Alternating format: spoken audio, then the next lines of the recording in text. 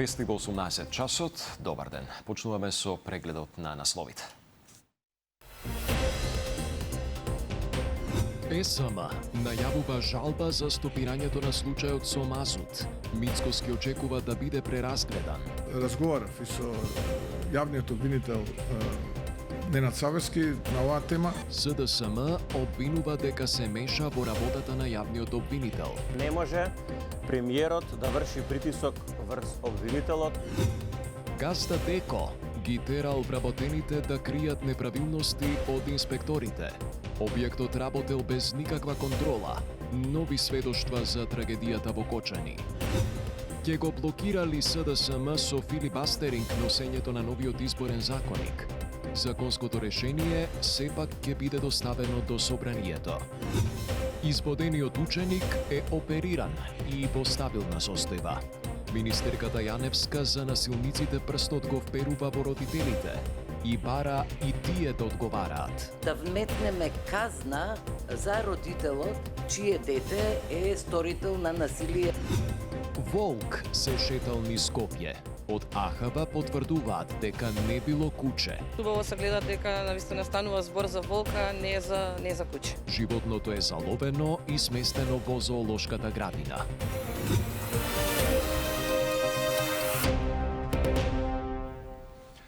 ЕСМ ќе ја обжали одлуката за стопирање на истрагата за набавката на Мазут од страна на обвинителството за организиран криминал. Преразгледување на случајот и повторна анализа очекува и премиерот Мицкоски, кој бил шокиран од информацијата за запирање на предметот со ТЕЦ Неготино, во кој што беа опфатени 13 лица, меѓу кои и екс-директорот на ЕСМ, Васко Ковачевски, кој е во бегство. Одговори за запирањето на случајот бара и министерот Филков. Детали од Дејан Трајковски. ЕСМ најавува жалба до Вишото јавно обвинителство. Не се задоволни од образложението на шефот на обвинителството за гонење на организиран криминал и корупција Абази и предметната обвинителка Коларевиќ зошто е запрена истрагата за набавката на Мазут, предметот тежок 167 милиони евра, за кој вчера посочија не произлегле докази дека опфатените во истрагата ги сториле кривичните дела за кои се сомничаја. Од АДСМ велат не се откажуваат од случајот, чекаат да пристигне решението, пошто ќе посегнат по правните механизми кои им се на располагање. Следејќи ги информациите објавени во медиумите, правниот тим на компанијата веќе ги презема сите подготвителни активности да поднесе соодветна жалба, веднаш по официјалното примање на решението, а АДСМ ќе ги искористи сите правни механизми кои ни стојат на располагање за заштита на интересите на компанијата. Велат од ЕСМ, во однос на тоа дали ќе биде преиспитана ваквата одлука од страна на републичкиот обвинител од ОЈО Скопје за Канал 5 велат, ако се поднесе приговор, тогаш ќе постапува Вишото јавно обвинителство. Реакција имаше и премиерот Мицкоски кој вели дека е шокиран од запирањето на истрагата, а воедно потврди дека републичкиот обвинител Ненад Савески, со кој вчера разговарале телефонски, не бил запознаен со ваквата одлука на ОЈО ГОК, кој според Мицкоски го губи институционалниот кредибилитет на чело со Абази. Во текот на вчерашниот ден јас разговарав и со јавниот обвинител Ненад Савески на оваа тема. Тој ме информираше дека не бил информиран за оваа одлука на ОЈО ГОК, која што го води Ислам Абази, и претпоставувам дека повложената жалба од страна на АДСМ случајот ќе биде преразгледан и вратен на повторно анализирање. Одговори целосна транспарентност врз основа на кои факти и аргументи е донесена одлуката за запирање на истрагата, побари министерот за правда Игор Филков, кој смета дека истата мора итно да биде преиспитана. На вчерашниот брифинг со новинарите, обвинителката Коларевиќ посочи дека за година и пол бројни испитани сведоци и илјадници прочешлани документи и вештачења не произлегле докази дека 13 осомничени, меѓу кои сопственикот на компанијата РКМ Радко Капушевски, екс-директорот на ЕСМ Васко Ковачевски, собственикот на Пуцко Петрол Асмир Јаховски, го сториле кривичното дело перење на пари и злоупотреба на јавна набавка на Мазут за ТЕЦ Неготино. Од опозицијската СДСМ обвинуваат за директно мешање на Мицкоски во работата на јавниот обвинител. Според нив премиерот врши притисок и му наредува на Савески како да постапува, со што се урива независноста на правосудниот систем. Како што правеше од собраниска говорница, како што прави од телевизија, сега повторно нова наредба на Мицковски за јавниот обвинител кој самиот го избра и го постави. Секој кој што се огрешил од законот нека одговара, но не може премиерот да врши притисок врз обвинителот, односно да му наредува. Судството и обвинителството во Македонија се под целосна контрола на Мицковски и неговата организирана криминална група. А од Советот на јавните обвинители најавуваат дека ќе побараат објаснување од државниот обвинител Ненад Савески за телефонскиот разговор со премиерот и дека внимателно ги следат изјавите и ситуацијата. За евентуални чекори или свикување седница ќе се одлучува по разговорот со него. Од државното обвинителство потврдуваат дека телефонски разговор имало, но дека јавниот обвинител не можел некого да спречи да му се јави телефонски, како и дека ваков разговор меѓу Мицковски и Савески бил остварен за прв пат. Во разговорот, како што наведуваат од ОЈО, во ниту еден момент не станало збор за детали од конкретен предмет, вклучително и за предметот со ТЕЦ Неготино. Откако бил повикан на информативен разговор во полициска станица, поранешниот министер за земјоделство Љупчо Николовски вели дека станува збор за монтиран случај со кој што власта се обидува да го оттргне вниманието од вистинските прашања и да ја покрие сопствената неспособност и криминал.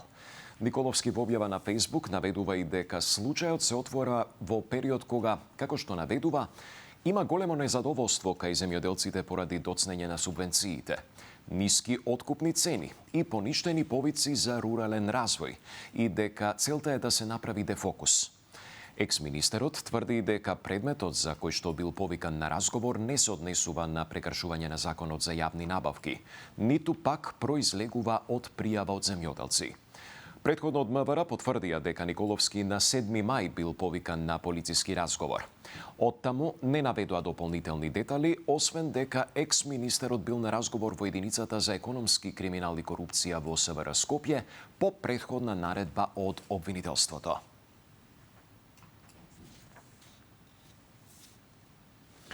Со читање на сведоштвата дадени пред Кочанското обвинителство продолжи судењето за пожарот во дискотеката Пулс во Кочани. Преживеани сведоци посочуваат дека газдата Дејан Јованов Деко ги принудувал вработените да кријат неправилности од инспекциите и дека објектот редовно работел без контрола, но и без обележани противпожарни излеси.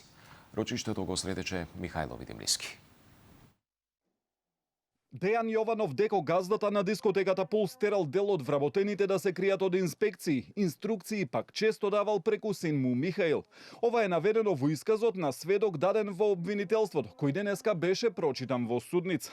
Станува збор за девојка која работела таму, а подоцна и во кафулето Класик. Нејзиниот и уште еден исказ се читаа во судница откако обвинителството достави психијатриско вештачење, според кое тие се со нарушена психичка состојба и не можат непосредно да сведочат. Одбраната реагираше, но судот одлучи да се прочитаат исказите.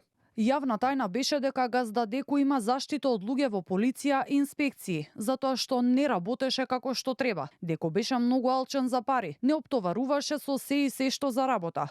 Хигиената беше на најниско ниво. Во кафичот имаше мал простор каде се чуваше вино и имаше пукната цевка која не тераше да ја чистиме. Парите ни ги даваше на рака. Син му Михаил Јованов ни ги даваше инструкциите. Никогаш не одлучуваше за нешто без да го праша. Кога ќе куцневме на терминал место фискална излегуваше сметка и спратница. Тие сметки ги чуваа келнерите. Тие ги викавме црни пари. Спрема нас се дереше и беше многу лицемерен. Ако го имаше корист од нас, беше коректен.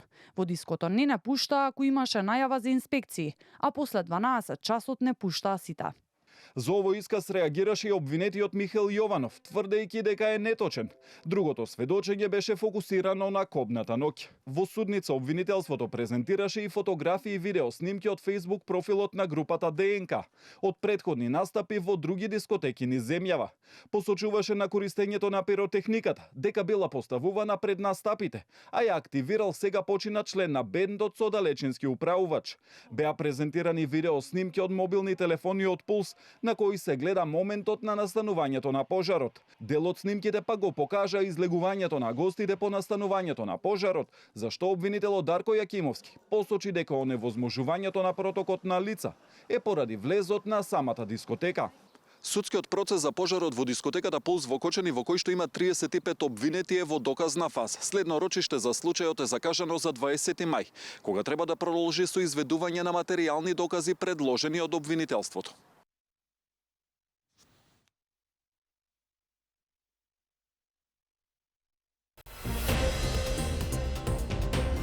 Глувци лебарки во студентскиот дом Гоце Делчев. Академските граѓани 2 недели оставени без топла вода. Лебарки има уште од пред 1 месец на сите спратови, а глувци од оваа недела. Од студентскиот дом велат проблемот е во дотрејните бойлери.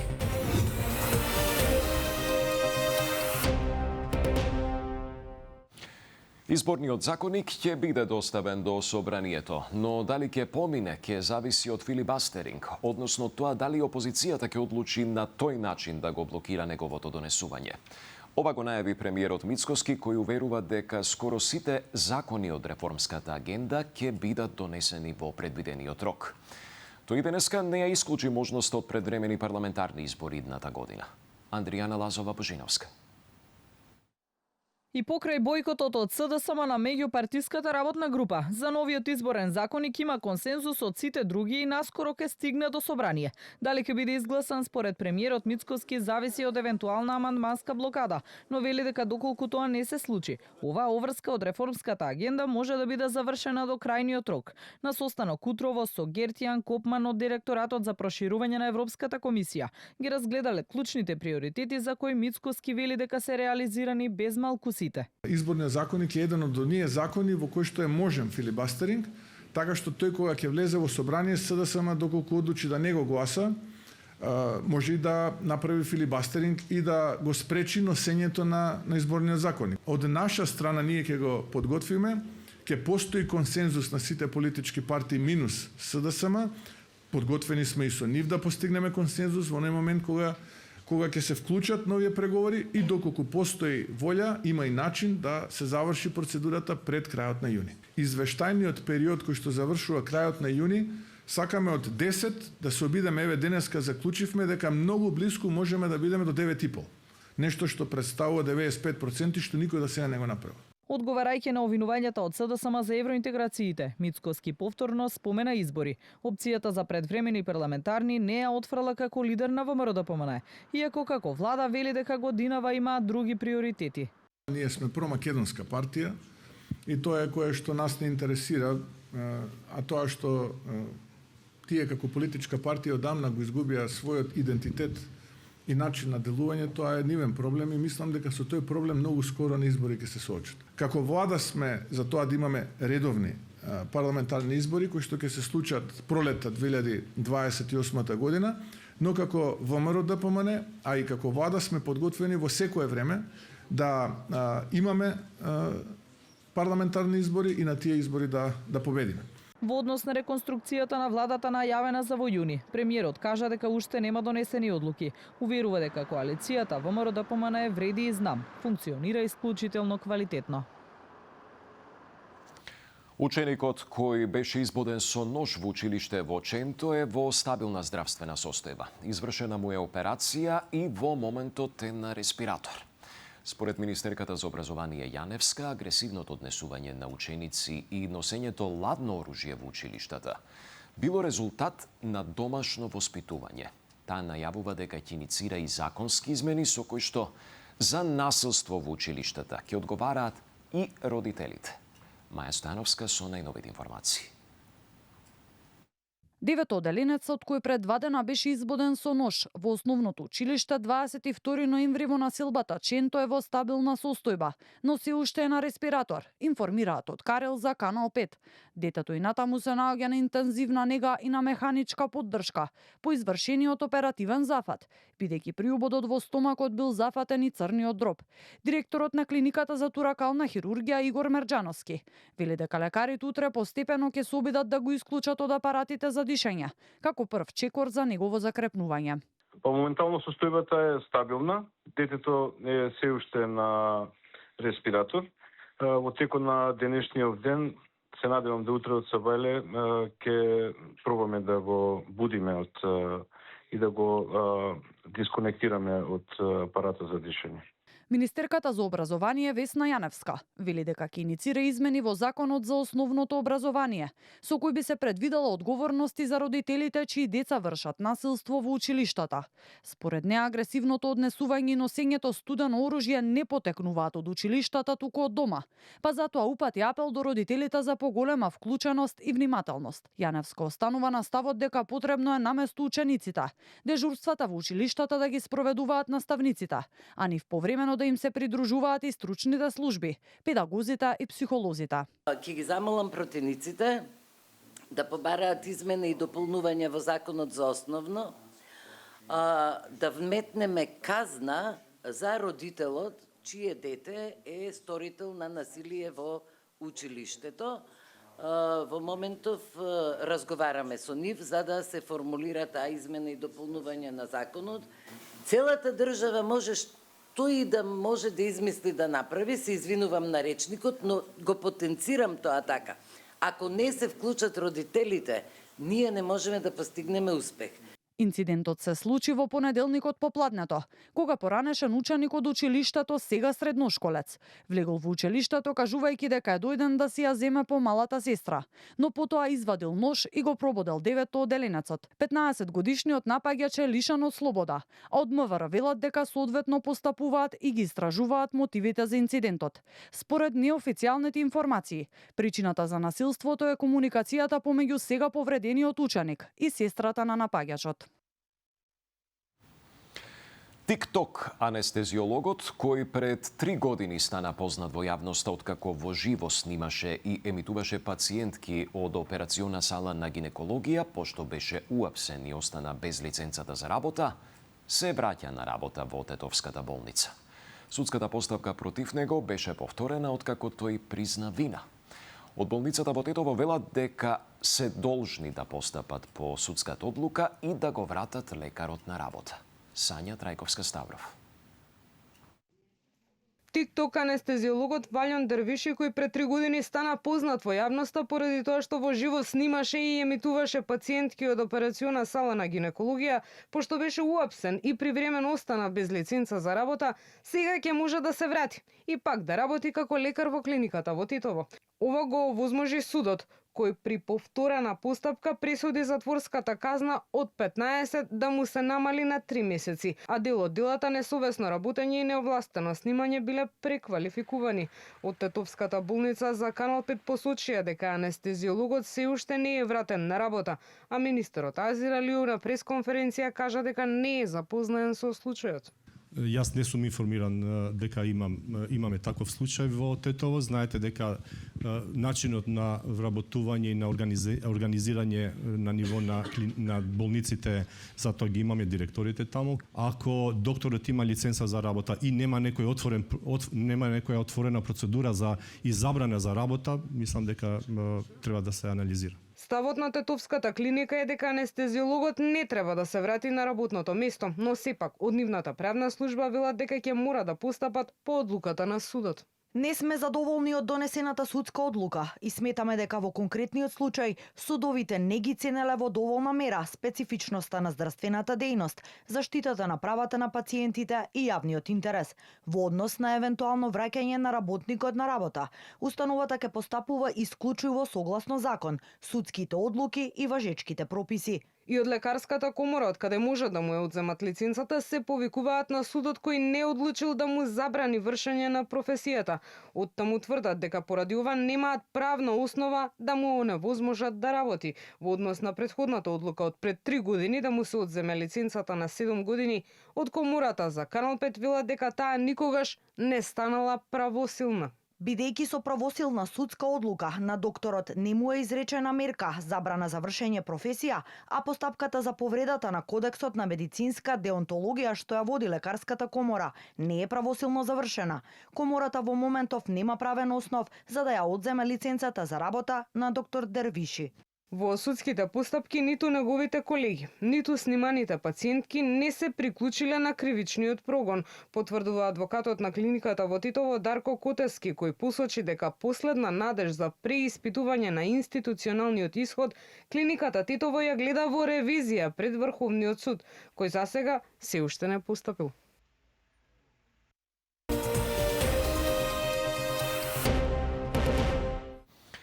Новиот закон за игри на среќа, со кој што се предвидува коцкарниците да бидат оддалечени најмалку 500 метри од училиштата, но и забрани за нивно рекламирање, се уште не е доставен до собранието. Предлог законот помина на владина седница, пошто вработени во секторот реагираа дека не биле вклучени во носењето на законот и дека над 10.000 вработени ќе останат без работа. Во меѓувреме се најавуваат и мерки за ограничување на брзите кредити. Сандра Спасовска. Откако владата го скрои предлог законот за игрите на среќа, премиерот Христијан Мицковски денеска најави и мерки за ограничување на брзите кредити. Мицковски вели, како непишано правило до казината се отвараат и канцеларии за брзи кредити, а владините анализи покажале дека токму долговите се една од главните причини поради кои граѓаните ја напуштаат државата. По неколкуте успешни обиди во минатото да се донесат измени на законот за игрите на среќа, Мицковски дециден, како влада нема да се откажеме, законот внимателно го работевме. Градовите почнаа да ни наликуваат со ние реклами, со ние светлечки билборди како градови каде што коцкарниците се главна индустрија. Тоа не личеше на ништо и не личи на ништо. И со овој закон ќе се стави крај на таа перцепција кај граѓаните. Некако до тие казина, како по правило се отвараат канцеларии каде што се даваат и брзи кредити, следно на што ќе работиме ќе биде и тоа.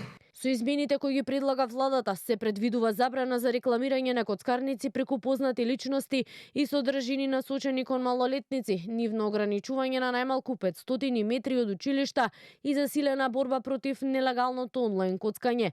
Измените беа усвоени на вчерашната владина седница, а на новиот предлог закон експресно реагираа од Сдруженијето на вработените во секторот, кои изразија жалење што и покрај апелите не биле вклучени во процесот на измени. Воведувањето на дистанца од 500 метри за легалните објекти е целосно нефункционална законска одредба, која задолжително ќе предизвика затворање на овој економски сектор, кој ќе биде заменет од диви играчници по подруми. Државата ќе нема никаква контрола, а младината ќе биде далеку под поголем ризик. Паралелно, како што посочиат владата, институциите веќе превземаат мерки и против нелегалното онлайн коцкање и досега затворени биле 358 нелегални странски онлайн платформи. Инаку последните истражувања направени од Институтот за јавно здравје покажале дека лани 25% од учениците се коцкале, додека според последните податоци од УЈАП за 2024 година македонските граѓани потрошиле над 200 милиони евра само во спортските обложувања. Животното кое вчера создаде паника во Скопски Козле сепак било волк, потврди од Агенцијата за храна и ветеринарство. Крволочното животно е веќе заловено и е сместено во зоолошката градина во Скопје и ќе остане таму во карантин во наредните 20 на дена. Ќе се испитува неговата здравствена состојба и од каде било донесено. Јорданчо Цветановски на темава. Се уште не е познато како волк соланец, кој веројатно бил чуван во домашни услови, синоќ ќе заврши на улиците во скопската населба Козле и предизвика вознемиреност кај граѓаните. Портпаролката на Скопската зоолошка Тина Мицковска раскаже дека вознемирени граѓани јавиле дека животното се појавило пред нејзината зграда, пошто по кратко време волкот бил заловен. Од зоолошката ги отфрлија шпекулациите кои се појавија во некои медиуми, дека наводно од ДХВ информирале дека станувало збор за куќе со чип, зашто реагирал собственикот, а не дека станувало збор за волк. Веста ја демантираа и од агенцијата, а подоцна се уверил и собственикот дека не станувало збор за неговото куќе. Се бајлево кога го видовме и убаво во живалиштето каде што е сместено моментално во карантин во зоолошката градина. Според секое негово движење и според сите негови карактеристики во изгледот, каде што убаво се гледа дека навистина станува збор за волк, а не за куќа. Имаше исто шпекулации дека наводно некој сопственик се јави дека се работи за расата чекословачки волчек. Јас разговарав со тој човек утрово, но кога го виде на видео и на фотографија, самиот се увери дека станува збор за волк и дека тоа не е куќата кој што тие го бараат Сириус, кој што доста наликува на волк. Од зоолошката градина соопштија дека инспектори на АХВ дополнително ќе вршат проверки од каде дошол волкот. Во следниот период животното ќе помине специјален третман во зоолошката и ќе биде во карантин од најмалку 21 ден. Сега за сега волкот ќе остане во карантин и секако ќе биде тука под постојан надзор. Драго ми е што доста луѓе дојде и потврдија дека станува збор за волк. Тука беше и директорот на Лајка утрово Воислав Димитровски, беа инспектори од АХВ кои што го потврдија истото, но и нашите вработени овде и колеги од другите зоолошки. Како што најавуваат од Скопската зоолошка, по завршување на карантинот, волкот ќе добие живеалиште и таму ќе го продолжи својот живот. А новиот закон за природа, кој што е веќе објавен на единствениот национален електронски регистар, ќе предвидува и воведување интервентни тимови за диви животни, кои ќе постапуваат во ситуации кога животни се појавуваат во населени места или пак во услови на зголемен ризик. Законот предвидува и мерки за унапредување на заштитата на природата.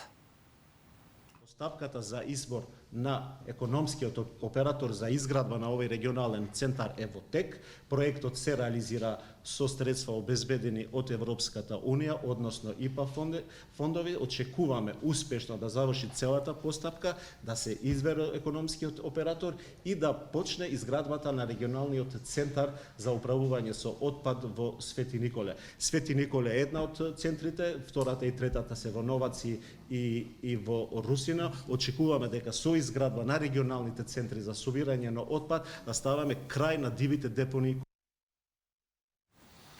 Студенти од студентскиот дом Гоце Делчев во Скопје алармираат дека се соочуваат со недостиг на топла вода во дел од блоковите, а дека од годинава освен лебарки низ домот се појавиле и глувци.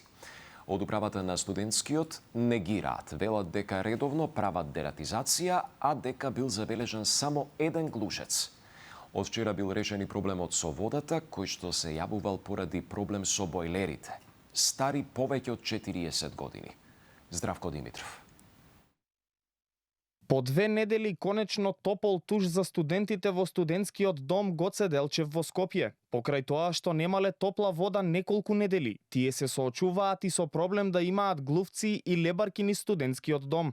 Тие се жалат и дека лифтовите во континуитет се неисправни во текот на целата година, а дека за нив топлата вода често представува научна фантастика. Топла вода немаше 2 недели во блок Б, со најава дека има дефект првин во бојлерот, потоа во тепката, лебарки има уште од пред 1 месец на сите спратови, а глувци од оваа недела. Кажано е од управата дека е превземено мерки за дератизација, дезинфекција и дезинфекција, меѓутоа резултати немаме видено уште.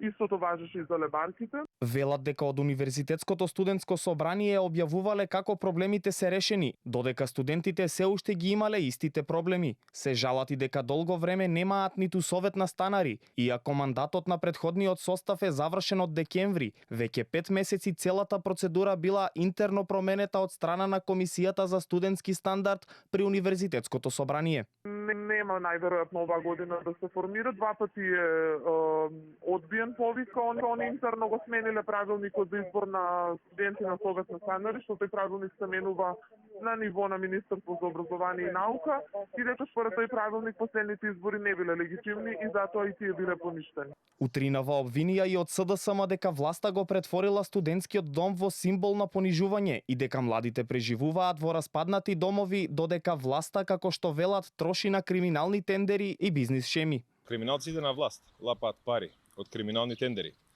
Младите студенти се оставени без основни услови. Немаат топла вода, немаат соодветна храна и глувци им се шетаат по собите. Ова е понижување, а не достоинствен живот. Мицкоски им ја кради иднината на младите, додека лажно и лицемерно ги повикува да не се иселуваат. Од управата на студентскиот ги негираат обвинувањата. Велат во домот се вршат редовни дератизации, а бил забележан само еден глушец. За проблемот со топлата вода велат дека проблемот веќе од вчера бил решен, а причината, како што информираат, биле неисправни бојлери стари речиси 4 децении. Останете и во продолжение на Канал 5. Следува само вистини со Видиновски. Пријатна вечер.